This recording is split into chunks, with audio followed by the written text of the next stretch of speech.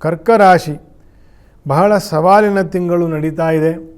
ಫೆಬ್ರವರಿಯಲ್ಲೂ ಕೂಡ ಹೇಳಿದ್ದೆ, ಮಾರ್ಚ್ ಪೂರ್ತಿ ಕಳೆದು ಏಪ್ರಿಲ್ 14ನೇ ತಾರೀಕು ಕಳಿಬೇಕು. ಮೇಷರಾಶಿಗೆ ರವಿಯು ಬರೋವರೆಗೂ ಸ್ತ್ರೀಯರಿಗೆ ಬಹಳ ತೊಂದರೆ, ಸ್ತ್ರೀಯರಿಂದ ಬಹಳ ತೊಂದರೆ ಅಂತಂದರೆ ಮಾತು, ಮುನಿಸು, ಮಿಸ್ಅಂಡರ್ಸ್ಟ್ಯಾಂಡಿಂಗು, ಜಗಳ, ಕದನ, ಈ ರೀತಿಯ ದೋಷಗಳಿಗೆ ವಿಶೇಷವಾಗಿ ಆರೋಗ್ಯದ ವಿಷಯದಲ್ಲಿ, ಖರ್ಚು ವೆಚ್ಚಿನ ವಿಷಯದಲ್ಲಿ ಉಂಟಾಗ್ತದೆ.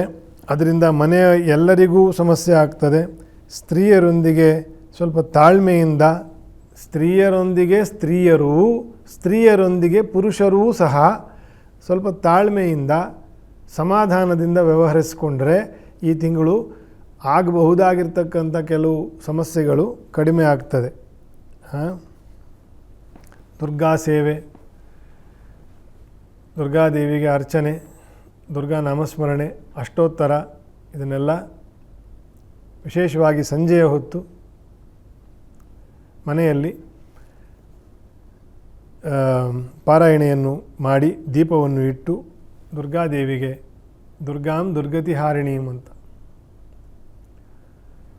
ಎಲ್ಲ ಬಾಧೆಗಳನ್ನು ಶಮನ ಮಾಡ್ತಕ್ಕಂಥವಳು.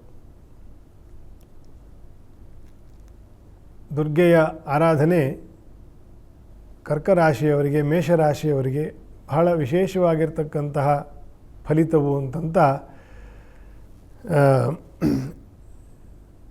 ಜ್ಯೋತಿಷ್ಯದಲ್ಲಿ ಆರಾಧನಾ ವಿಷಯದಲ್ಲಿ ಹೇಳಲಾಗಿದೆ.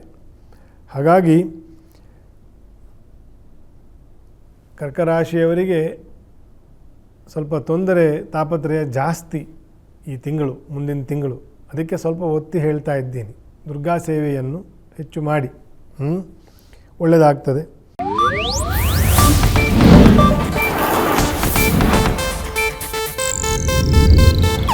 ಇದು ಏಷ್ಯಾನೆಟ್ ನ್ಯೂಸ್ ನೆಟ್ವರ್ಕ್ ಪ್ರಸ್ತುತಿ.